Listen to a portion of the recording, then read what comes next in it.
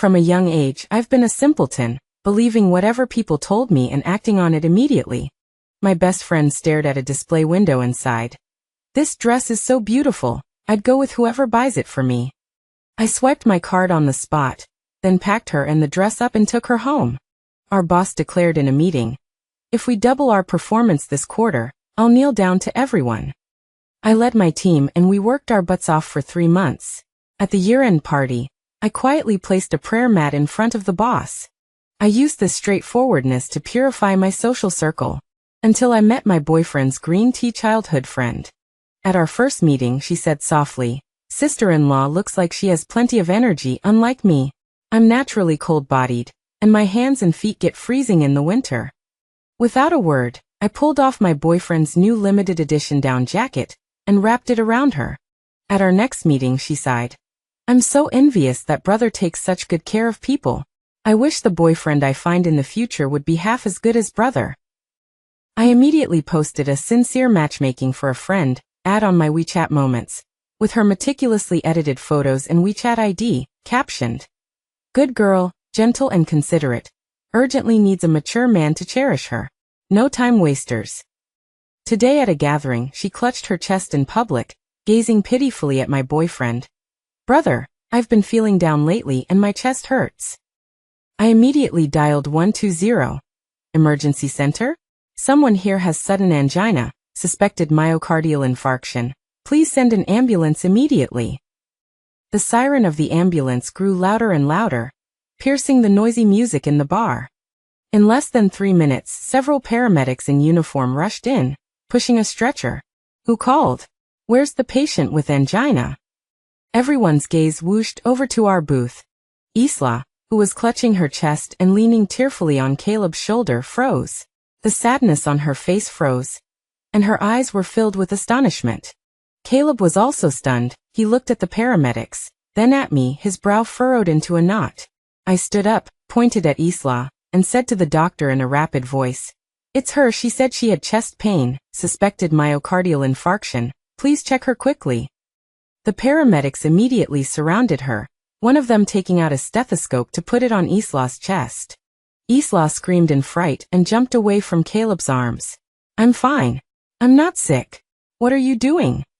She dodged and waved her hands, her face flushed red. The head doctor's face darkened. "Miss, is there something wrong or not? Heart problems are not a joke."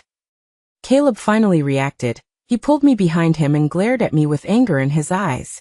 Then he turned around, squeezed out an apologetic smile to the doctor and the panicked Isla. "I'm sorry, doctor. This is a misunderstanding. My girlfriend. She doesn't really understand jokes." Isla was just feeling down and complaining. She took it seriously. "I'm really sorry. We wasted public resources." The paramedics looked even worse after hearing that. "A joke? You're treating emergency services as a joke? Do you know how many patients who really need emergency care are waiting for an ambulance right now?" The doctor's voice wasn't loud, but it was full of stern rebuke. The friends around all lowered their heads, not daring to breathe loudly. Isla's face alternated between red and white, wishing she could find a hole to crawl into. Caleb bowed repeatedly and apologized, finally sending the angry doctors away with great difficulty. The ambulance sped away, but the atmosphere in the booth had dropped to freezing. Caleb suddenly turned around, 2 clusters of fire burning in his eyes. "Ava, are you sick? Can't you see Isla was joking?" I looked at him, my eyes full of pure confusion. How can chest pain be a joke? What if something really happened to her, and we delayed treatment? Life is only once. How can you joke about that? Caleb was speechless, his chest rising and falling sharply. Isla's tears finally fell, her voice choked with sobs. "Brother Caleb, don't blame Ava. She's just worried about me. It's all my fault. I shouldn't have said things carelessly." As she spoke, she cast a wronged and frightened look at me. Caleb felt so sorry for her. He hugged her tightly and gently patted her back. "It's not your fault. It's my fault. I shouldn't have brought you to meet her." The look he gave me was cold and disappointed. "Ava, you really make me so tired." The next day, Caleb came to find me early in the morning, his face gloomy. "Go apologize to Isla." His tone wasn't a request, it was an order. I was organizing the information from last night when I heard him and raised my head. Why should I apologize? Did I do something wrong? You did nothing wrong? Caleb's voice rose 8 octaves. You made her lose all face in front of so many people, and you still think you did nothing wrong? Because of you, she went back and cried all night last night. Now her eyes are swollen like walnuts, and she can't eat anything. I put down what I was holding and looked at him seriously. I'm just worried about her health.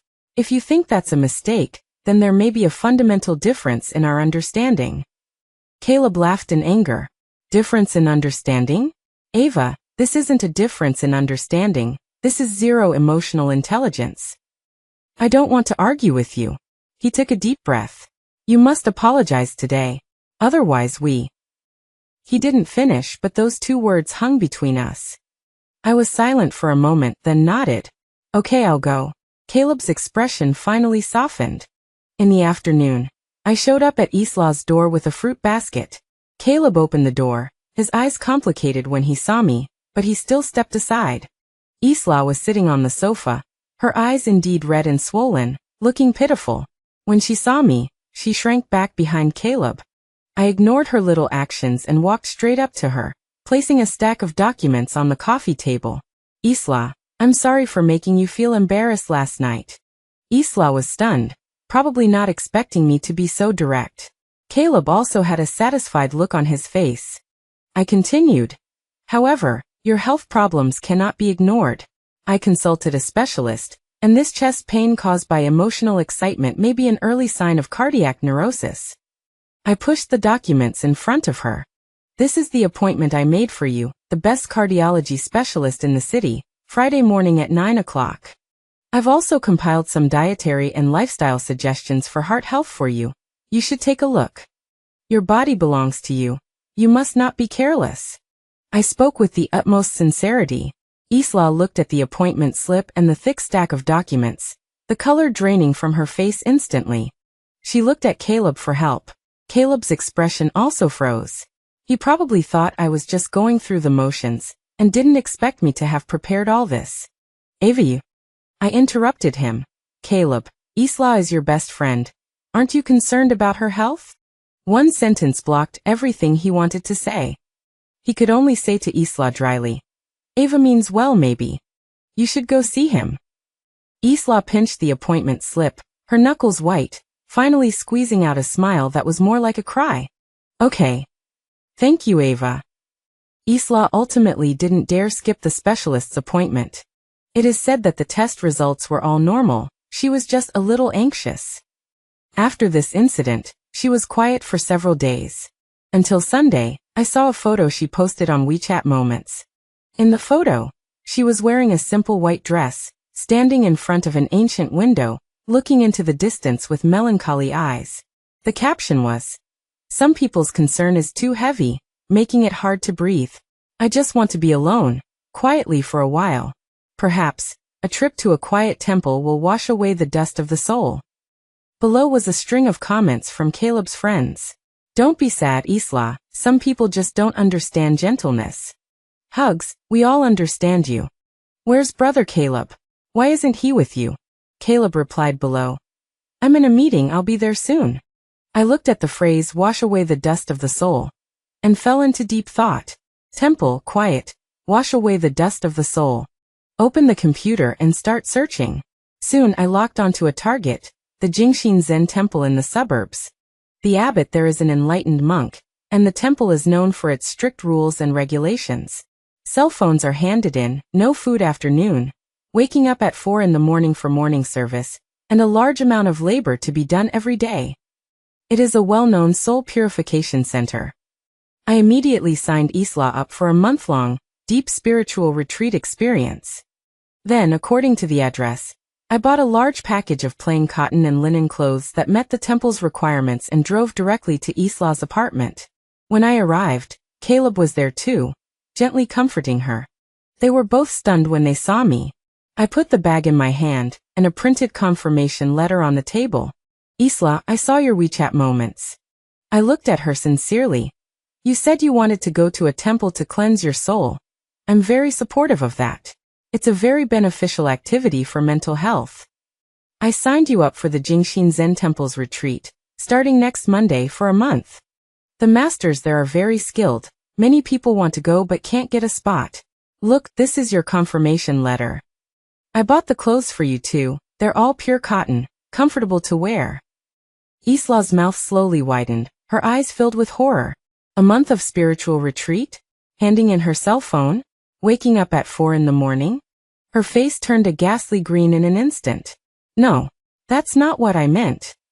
She stammered, trying to explain. But I looked puzzled. Didn't you say you wanted to go to a quiet temple to cleanse your soul? Jingshin Zen Temple is the best choice. Then I turned to Caleb, seeking support. Caleb, what do you think? Isla has been emotionally unstable lately. It would be good for her to go to a retreat. Caleb's expression was very interesting. Of course, he knew that Isla was just whining in her WeChat moments to gain sympathy. But she posted those words herself. Now that I've set up the ladder, how can he take it down? Ava, a month. Is that a little too long? He said with a dry smile. Soul cleansing is a long process. It can't be achieved overnight, I said righteously. Isla finally couldn't take it anymore. She wailed and burst into tears. Tears streamed down her face. Ava, I know you hate me. You just want to get rid of me. You're so mean. For the first time, she tore off her mask and screamed at me hoarsely. Caleb stood up abruptly, pushed me away, and shielded Isla in front of him. Enough. Ava, look at what you've driven her to. His eyes were full of disappointment and anger. She's so sensitive, so kind. Why do you keep bullying her again and again? This relationship is too exhausting. I've really had enough. Maybe we all need to calm down. Calm down. I looked at him, and somewhere in my heart, something seemed to shatter. Isla was still crying in his arms. She sobbed, raised her tearful eyes, and looked past Caleb's shoulder at the open window on the balcony. Brother Caleb, don't argue with Ava because of me. It's all my fault. I shouldn't exist. Maybe if I disappear, everyone will be happy. Her voice was faint and full of insinuation. Caleb's face turned pale instantly. He stared at Isla intently, both shocked and frightened. Isla, don't talk nonsense. Watching Isla's textbook-like green tea performance, and looking at Caleb, who was completely in her grasp, I suddenly found it a bit funny. I took out my phone and unlocked the screen. You want to disappear? My voice was very calm, but it stunned both the crying Isla and the furious Caleb. They looked at me in unison. In front of them, I opened my address book, my fingertips swiping through a string of unusual names. Population Migration Expert Lee. Identity Erasure Service A. Anonymous Overseas Settlement Mr. Webb. Turning the phone screen to them, I introduced them in a calm tone. I highly respect my friend's personal wishes. If you really want to disappear and start a new life, I can help you contact these professionals. They are very capable and will guarantee that you will completely vanish from everyone's world, and it will be absolutely confidential. Caleb and Isla stared intently at my phone screen, especially Isla. Her crying stopped abruptly, her mouth open, tears still clinging to her eyelashes, and she was completely frozen. I looked at her and added very seriously, "Don't worry about the costs. Since I'm helping you contact them, I'll pay for it." No, that's not what I meant. Isla finally found her voice and screamed, struggling out of Caleb's arms. I was just saying it. Just kidding. The way she looked at me was full of unprecedented fear. Caleb also came back to his senses, and he snatched my phone. Ava, are you crazy? Who are you contacting? Who are these people? He roared at me. I took the phone back from him and looked at him calmly. She said she wanted to disappear. I'm just providing a feasible solution. Why are you two reacting so strongly? My question left them both speechless. The heart-stopping confrontation ended with Caleb dragging Isla away, looking lost and disoriented. Before leaving, Caleb looked back at me, his eyes completely cold and resolute. We're over, Ava. You're a monster. The door slammed shut with a bang. The room returned to silence. I stood there looking at the empty living room, and I didn't feel as sad as I had imagined. Instead, there was a sense of relief. The phone vibrated. It was a text message from Caleb. The content was the same as what he said last. We're over. Before I had time to reply, Another call came in. It was Dad. As soon as the call was connected, his steady voice came over. Ava, are you okay? I heard from your mother that you had a fight with that boy. Your mother and I are going to come over and see you now. I held the phone and my heart warmed. Okay. My parents arrived soon. I told them the whole story from beginning to end. My mother was furious and was about to call and curse at people on the spot. That Sue surname Green TB *TCH. And Caleb, that blind fool. Break up. We must break up. How can my daughter suffer such grievances? My father stopped her, sighed, and patted my head. Dad told you a long time ago, some people's words are like *T. Just listen and that's it. You even wanted to bring a bag to collect it. He spoke rudely, but he was right. I smiled. Wasn't I just trying to help him purify his WeChat moments? Purify my ***. My mother was furious. This kind of man, along with his WeChat moments, should be packed up and thrown into the garbage recycling station. It's a good thing you broke up, or you would have suffered in the future. With them there, the haze in my heart caused by the breakup quickly dissipated. I thought the matter was over. Unexpectedly, a few days later, Isla stirred up trouble again. She probably thought that she had completely kicked me out and victory was in sight, so she organized a party, euphemistically called Healing Caleb's Wounds. She invited all of our mutual friends, except for me. At the party, she drank some wine, her eyes red, and raised her glass, giving a heartfelt confession to everyone. It's all my fault. I really didn't expect things to turn out this way. I never thought of getting involved in their relationship. Seeing brother Caleb so sad, my heart hurts more than anyone else's. I'm willing to do anything to make up for it. Even if you let me take a beating, I'd be happy to. As she spoke, tears flowed again, and she was so pitiful. Caleb's friends stepped forward to comfort her, and the scene was very touching. Unfortunately, they didn't know that one of these friends was a mole I had planted. Or rather, a simple, drama-loving person who likes to watch the fun. He completely recorded Isla's passionate performance and sent it to me. I opened the video and looked at Isla's tear-streaked face on the screen. When I heard her say, "Even if I get beaten up, I'd be willing," I pressed the pause button. When I heard her say, "Even if I get beaten up, I'd be willing." Beaten up. That's a novel request. I pondered for a moment and forwarded the video to someone. Her WeChat name was Gold Medal Female Boxer Ria. She was a retired provincial boxing champion I had met through a friend for fitness purposes. I sent a message. "Sister Ria, want to pick up a side job? A client has a special request." Ria replied instantly, "Tell me about it." I sent the video with an explanation. The client is called Isla, and she wants someone to beat her up, and she's willing. Handle it as you see fit, be professional, don't kill her. The reward is negotiable.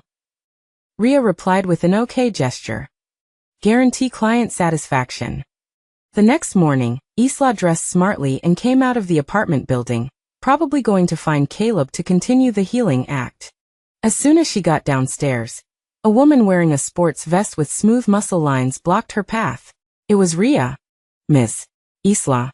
Ria sized her up and down, her eyes professional.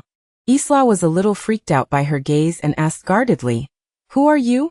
I don't know you." "You don't know me, but I know you." Ria shook her phone, which was playing Isla's confession video from the party. "I've seen your request, and it's very sincere. My name is Ria, a professional boxing coach. Today, I'm here to fulfill your wish to be beaten up." Ria clenched her fist, her knuckles cracking. "Don't worry, I'm professional. We'll start with warm-up and impact resistance training, step by step, to ensure you experience the purest feeling of being hit without leaving permanent damage." Isla's face changed at a speed visible to the naked eye. From confusion to shock to terror. You're crazy. Get away." She screamed and turned to run. But how could a weak woman outrun a professional athlete? Ria rushed forward and easily grabbed her wrist.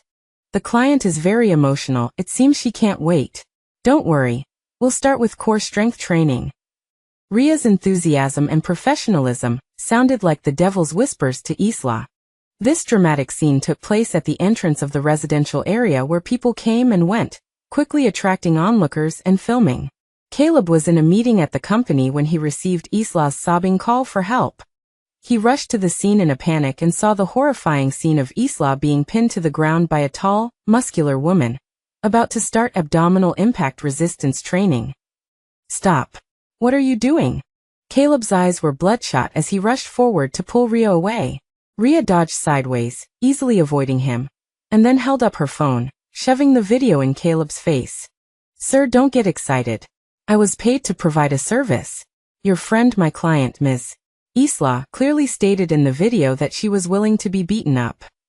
Rhea's voice was loud, making sure everyone around could hear clearly. "My client, Ms. Ava, specially hired me to provide this immersive beating experience to fulfill her wish. We signed a contract, everything is legal and compliant." The surrounding crowd craned their necks, and soon they also saw the content of the video. Suppressed laughter broke out in the crowd. "Wow, is this woman taking her acting too seriously? She said she wanted to be beaten up, and someone actually helped her realize it. What's that called? Asking for it and getting it. That girl named Ava is ruthless." Caleb's face turned from red to green, from green to white, and finally turned iron gray. He stiffly turned his head and looked at Isla, who was crying on the ground, her eyes filled with unprecedented strangeness and coldness. The ambulance incident, the temple retreat incident, and today's bizarre beating incident. One thing after another flashed through his mind. Those details he had ignored, those words he had taken as jokes and sensitivity, were all connected at this moment. Ava wasn't just low EQ, she was just too straightforward. Straightforward enough to expose all of Isla's sugar-coated lies and calculations. And he was the fool who had been played for a fool. "You." Caleb's voice was trembling as he pointed at Isla. "Everything you said was all fake. The heartache was fake, wanting to go to the temple was fake, even wanting to be beaten up was fake." Isla shuddered at his question, and looking at the contemptuous and mocking eyes of the people around her, she knew she was completely finished. All pretense was shattered at this moment. She simply gave up and jumped up from the ground, pouncing on Caleb. "Yes, it's all fake," she cried hysterically. "I just like you. I've liked you for over 10 years. Why should I lose to that monster Ava? I just want you to see clearly that she's not suitable for you at all. I'm the one who loves you the most, Caleb." This earth-shattering public confession was the last straw that broke the camel's back. It completely confirmed that this was not a misunderstanding, but a premeditated conspiracy. Caleb staggered back a step, looking at the crazy woman in front of him, his face filled with only endless absurdity and regret. The professional beating and public confession videos spread like wildfire in our social circle. Isla was completely socially dead, becoming the biggest joke in the circle. Caleb also locked himself at home, refusing to see anyone. He made countless phone calls and sent countless apologetic text messages to me. I didn't answer any of them, and I didn't reply to a single one. I was busy. Dad introduced me to a new project, letting me manage a charitable foundation for people with autism and communication disorders. My straightforwardness and diligence became the biggest advantages here. I didn't need to guess what they meant. I just needed to provide the most effective help based on their most direct needs. I thrived. After being completely isolated and ridiculed, Isla seemed to be in dire straits. She decided to make one last gamble. She knew Caleb had a fatal weakness. He was severely allergic to nuts, enough to cause shock and even death. She personally baked a cake filled with peanut crumbs and delivered it to Caleb's apartment. She had calculated everything. She said to the distraught Caleb, "Ava asked me to deliver this. She said she made it herself, hoping you can eat away all the past unhappiness and start over." Her plan was that after Caleb ate the cake, she would immediately pretend to notice something was wrong, then call an ambulance and stage a selflessly saving her ex scene. This way, she could not only become Caleb's savior, but also pin the blame for attempted murder firmly on my head. Killing two birds with one stone, how vicious. However man proposes, God disposes. She underestimated Caleb's despair at the time, and overestimated her control. The heartbroken Caleb was in no mood to taste it, just wanting to numb himself with sweets, and before Isla could even start her performance, he took a big bite and stuffed it into his mouth. The deadly allergic reaction broke out instantly. Caleb's throat immediately swelled up, making it difficult to breathe, and terrifying red spots appeared on his face. He fell to the ground, his body beginning to convulse. Isla panicked completely. She screamed and reached for her phone, but because her hands were shaking so badly, the phone thudded to the ground, the screen shattered, and it went completely black. There was no landline in the apartment. Trapped in the despair she had created, she was trapped in this closed space, watching a life quickly slip away before her eyes. Mom was always worried about me, and secretly asked one of our family's assistants to pay more attention to Caleb and Isla's movements. Not to care about them, but to fear that they would become desperate and bother me again. The assistant saw Isla enter Caleb's apartment building with a cake, and didn't come out for a long time, which made him feel uneasy. He immediately contacted the property manager, and opened the door to Caleb's house under the guise of gas leak investigation. As soon as the door opened, everyone was stunned by the scene before them. Caleb was lying unconscious on the ground, his face pale purple, and Isla was slumped beside him, covered in cream and cake crumbs, muttering, "It wasn't me. It wasn't me." The ambulance wailed again. This time it was a real emergency. Caleb was pulled back from the brink of death, but due to prolonged oxygen deprivation in the brain, he was left with some sequelae. The police quickly intervened in the investigation. Isla's, Ava delivered the cake, story crumbled in the face of the evidence. I was in meetings at the foundation all day that day, with hundreds of people who could testify. And Isla's laptop clearly showed search records for things like lethal dose for nut allergy and anaphylactic shock rescue time. The evidence was irrefutable. She was formally arrested for attempted murder. A few months later, at the first charity gala hosted by my foundation, I went on stage as a representative to give a speech. Wearing a sharp suit, I faced hundreds of guests and spoke about the essence of communication. Language is for expression, not for disguise. Every word spoken should be taken seriously, because you never know if your joke might be a cry for help to someone else. The applause from the audience was thunderous. In the corner, I saw a familiar yet unfamiliar figure. It was Caleb. He had lost a lot of weight, his face was pale, and the look in his eyes was filled with endless regret and pain. He had lost more than just a lover. He had also lost the purest sincerity, someone who once treated every word he said as gospel. After the gala, I walked out of the venue arm in arm with my parents. The night breeze was cool. My father said with a smile, "See, your faults can sometimes be your most powerful weapon." My mother handed me a cup of warm corn juice. "Forget about those awful people and things. Your father and I will take care of you for life." I took the cup and smiled.